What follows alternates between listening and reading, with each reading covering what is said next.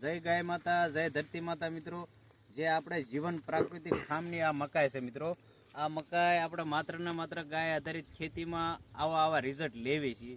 અને જે ગાય આધારિત ખેતીમાં મિત્રો જે હું રિઝલ્ટ લઉં છું એવા તો કેમિકલ ખેતી જે કરતા છે ને એમાં પણ રિઝલ્ટ નહીં આવતું હોય.